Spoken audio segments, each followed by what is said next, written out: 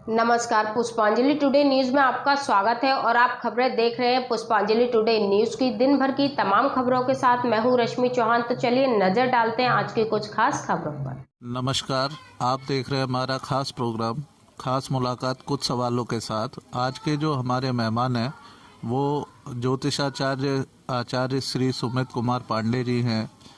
तो आइए हम उनसे बात करने की कोशिश करते हैं। क्या है, ज्योतिष से जुड़े हुए काफ़ी भ्रांतियाँ होती हैं, काफ़ी धारणाएं होती है, काफ़ी प्रश्न होते हैं हमारे दर्शकों के मन में। तो आज हम आचार्य जी से जो है इनका समाधान जानने की कोशिश करते हैं। आचार्य जी, सबसे नमस्कार। सबसे पहले अपना परिचय दें और बताएं दर्शकों को अपने बारे में। मैं आचार्य सुमित पांडे और ज्योतिष से जुड़ी हुई समस्याओं को लेके जो भ्रांतियां फैली हैं उनसे जुड़ी हुई भ्रांतियों को लेके और जो भी सवाल हमारे मन में रहते हैं उनका निराकरण आज करने की पूरी कोशिश करूंगा मैं। और आपके चैनल के लिए आपने मुझे बुलाया, इसके लिए बहुत बहुत धन्यवाद। तो आचार्य जी, जैसा कि आजकल हम देख रहे हैं पितरों के दिन चल रहे हैं, तो मेरा सबसे पहला प्रश्न इसी से जुड़ा हुआ है कि कई लोगों को पितृदोष होता है। तो हम आपसे सबसे पहले ये जानना चाहेंगे पितृदोष क्या होता है और इसका निराकरण किस प्रकार से किया जाता है। बिल्कुल, आपने बहुत अच्छा प्रश्न पूछा है। लोगों के मन में पितृदोष को लेकर बहुत सारी भ्रांतियां भी हैं। वास्तव में पितृदोष क्या होता है कि यदि किसी व्यक्ति के पिछली 7 पीढ़ियों में यदि कोई अकाल मृत्यु को प्राप्त होता है तो उस वजह से कुंडली में पितृदोष उत्पन्न होता है। और जो जब तक इसका निराकरण या इसका पूजा नहीं कराया जाए तब तक ये पीढ़ी दर पीढ़ी आगे बढ़ता ही जाता है। तो पितृदोष वास्तव में एक ऐसा दोष है जो आपकी कुंडली में अगर कई सारे अच्छे पुण्य ग्रह भी बैठे होंगे जो पुण्य फल प्रदान करते हैं, उनका भी फल आपको तब तक प्राप्त नहीं होगा जब तक आप पितृदोष का निवारण नहीं करवा लेते। इसके निवारण के लिए वास्तव में भारत में मुख्य तीर्थ स्थान के रूप में नासिक के पास त्र्यंबकेश्वर है, जहाँ पे जाकर हम 3 तरह की पूजा होती है, नारायण बलि, नाग बलि और पिंडी श्राद्ध के रूप में। इस पूजा को यदि हम संपन्न कर लेते हैं तो कुंडली से पितृदोष पूर्ण रूप से मुक्त हो जाता है और उसके बाद फिर व्यक्ति की दिनों दिन तरक्की प्रगति होना शुरू हो जाती है। जी, इसी कड़ी में हम आगे जानना चाहेंगे कि एक और जो काफ़ी भ्रांति होती है दर्शकों के मन में कि ग्रह गोचर को लेकर, तो ये ग्रह गोचर क्या होता है, इसके बारे में थोड़ा सा प्रकाश डालें। वास्तव में ग्रह गोचर का आजकल हम इसलिए बोल रहे हैं क्योंकि आजकल YouTube पे हम देखते हैं कि बहुत सारे लोग ग्रह गोचर के ऊपर वीडियो बना के डालते हैं। तो सबसे पहले जानना जरूरी है ग्रह गोचर होता क्या है। वर्तमान में क्या होता है, जो नवग्रह हैं वो गोचर अर्थात वो यात्राएं करते हैं, कई तरक्की करता हुआ देखा जाता है, बहुत वृद्धि करता है 7.5 में भी और ढैया में भी व्यक्ति करता है। ऐसा नहीं है कि सिर्फ खराब फल देते हैं। शनि महाराज तो न्याय के देवता हैं, आपने अच्छे कर्म किए होंगे, आपको बिल्कुल अच्छा ही फल प्राप्त होगा। तो ये सारी भ्रांतियां हैं, अन्यथा कुछ नहीं। जी, बहुत अच्छी बात बताई आचार्य जी ने।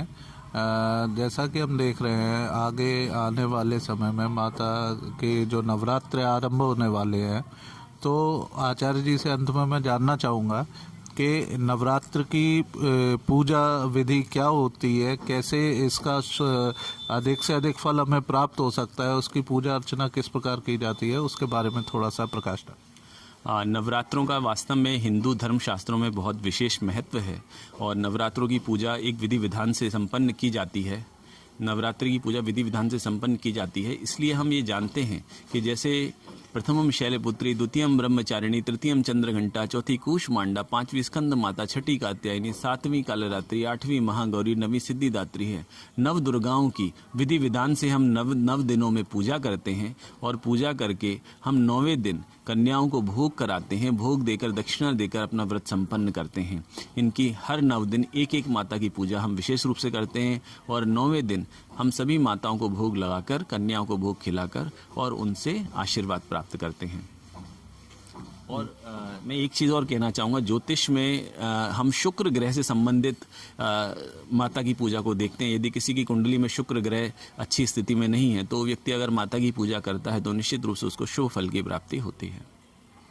जी, बहुत बहुत धन्यवाद आचार्य जी। अंत में मैं आपसे जानना चाहूँगा कि यदि हमारे किसी दर्शक के मन में कोई सवाल है या कोई विचार है तो उसके निराकरण किस प्रकार कर सकते हैं, आपसे किस प्रकार संपर्क साध सकते हैं। वैसे दर्शकों को मैं बता दूं कि आप हमारे चैनल के माध्यम से भी आचार्य जी को अपने प्रश्न भेज सकते हैं।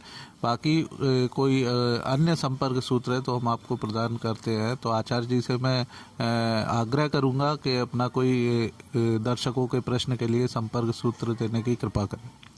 जैसा कि मेरा नाम सुमित पांडे है, तो आप मेल आईडी के द्वारा भी मुझे अपना मेल भेजकर आपके प्रश्न रख सकते हैं। sumit.pandey.mp SUMIT sumit.pandey.mp@gmail.com।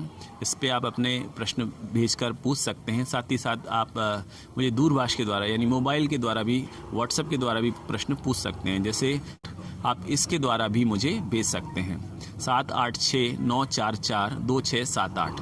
ठीक है, आप इससे अपनी समस्या रख सकते हैं। धन्यवाद जी। बहुत बहुत धन्यवाद आचार्य जी, आपने अपना कीमती समय निकाला हमारे इस प्रोग्राम में आए और दर्शकों के मन में जो ज्योतिष से संबंधित भ्रांतियां हैं उनका आपने निराकरण किया। इसके लिए बहुत बहुत धन्यवाद। और आप हमारे चैनल में आए, हमारा अपना कीमती समय दिया। बहुत बहुत धन्यवाद आचार्य। राधे राधे।